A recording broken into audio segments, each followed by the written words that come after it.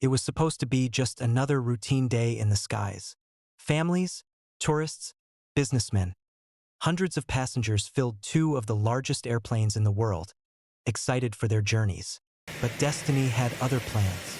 On a runway wrapped in thick fog, two Boeing 747 jumbo jets, the largest passenger planes of their time, found themselves heading straight for each other. Their pilots could barely see a few hundred meters ahead. The air traffic controller had no radar. And in the middle of this confusion, one misheard word changed history forever. What happened next was not just a crash. It was a catastrophe that claimed 583 lives in a matter of seconds. A disaster so shocking that it forced aviation to change forever. This is the story of the Tenerife Airport Disaster, the deadliest accident in aviation history. The date was March 26, 1977.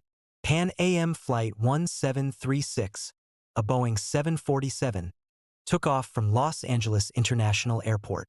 The aircraft was filled with passengers looking forward to a vacation of a lifetime. Most were older tourists traveling to Spain's Canary Islands to enjoy a luxury cruise.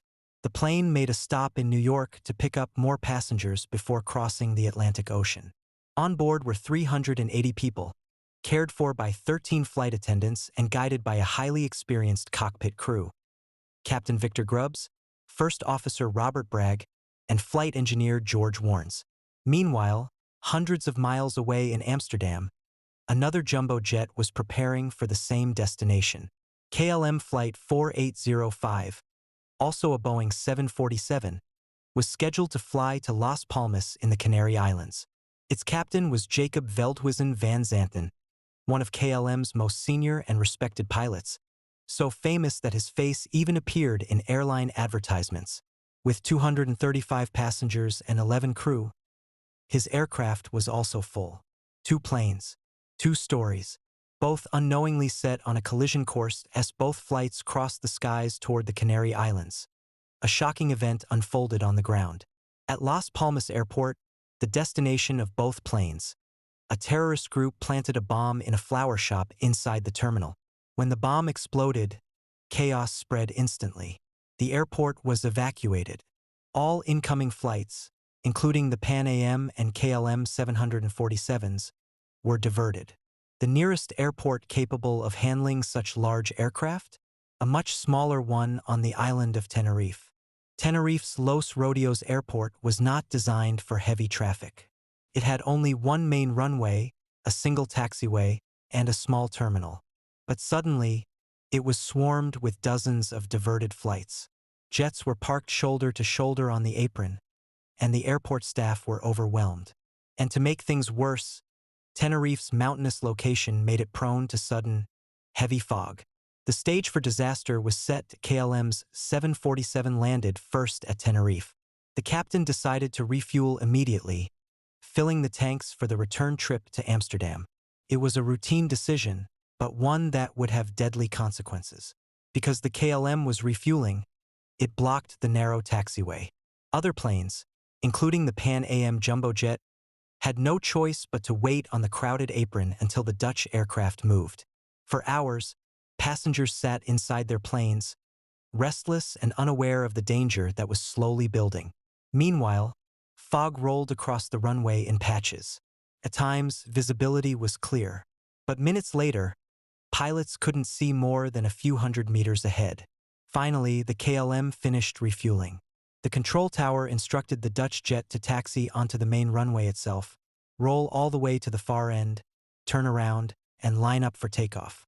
The Pan Am Jumbo was told to follow behind the KLM on the same runway, then exit at taxiway C3 to clear the path. Once the KLM took off, Pan Am could then depart. But there was a problem. The fog had grown so thick that taxiway signs were barely visible. As the Pan Am pilots slowly rolled forward, they passed the first two exits, C1 and C2. Then they missed C3 entirely. Unknowingly, they were still on the main runway, directly in the path of the KLM. And now, the deadliest miscommunication in aviation history was about to unfold. Inside the KLM cockpit, Captain Van Zanten was growing impatient. He was eager to take off, return to Amsterdam, and avoid further delays. The control tower gave him route instructions for after departure, but crucially not actual takeoff clearance. Still, the captain misunderstood. Believing he was cleared, he pushed the throttles forward. His flight engineer hesitated. "But sir, is Pan Am clear of the runway?" he asked nervously. "Yes, yes, they are clear," the captain snapped back. At that very moment, Pan Am's pilots radioed, "We're still taxiing down the runway," but fate intervened. Their message overlapped with the tower's transmission, producing only a burst of static inside the KLM cockpit. The Dutch crew never heard the warning. The captain continued accelerating. The 747 thundered down the runway, gathering unstoppable speed in the Pan Am cockpit. Captain Grubbs and his crew suddenly saw blinding headlights emerging from the fog. At first, they thought the KLM was stationary. But within seconds, horror struck them. The Dutch plane was charging at full speed, directly towards them. "Get off! Get off the runway!" Grubbs yelled, desperately turning the massive jet. But it was too late. The KLM's nose lifted, trying to leapfrog over the American jumbo. Its front wheels cleared, but the engines and landing gear ripped into Pan Am's fuselage, tearing off the top of the plane. Fuel tanks exploded. Fire engulfed both aircraft in a storm of flames. Screams filled the cabin. Passengers scrambled to escape. Some jumped through holes in the fuselage, falling 20 feet to the ground. Others tried to run through smoke and fire. In seconds, the KLM erupted in flames, killing all 248 people on board instantly. On the Pan Am, survival was chaos. Of nearly 400 souls, only 61 managed to escape alive. When the smoke cleared, 583 people were dead.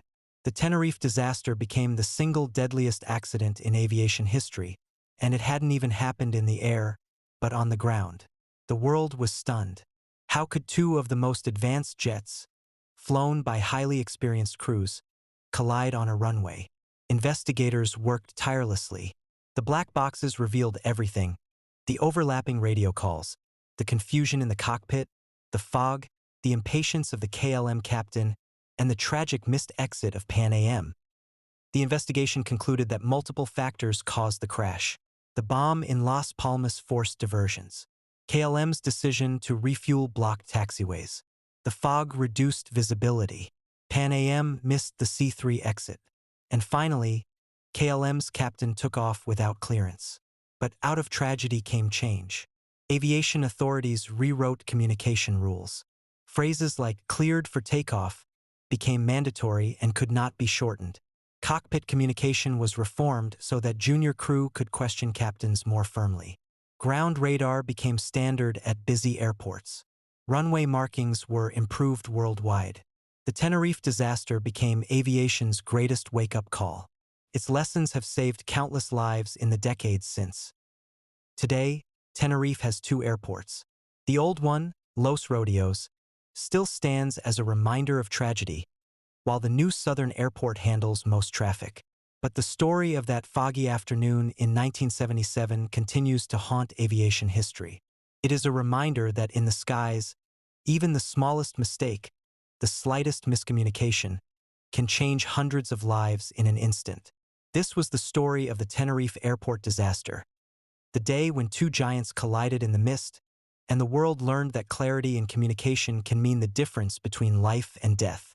If you found this story powerful, don't forget to like, share, and subscribe for more untold stories of history that changed our world forever. This unpredictability would prove fatal.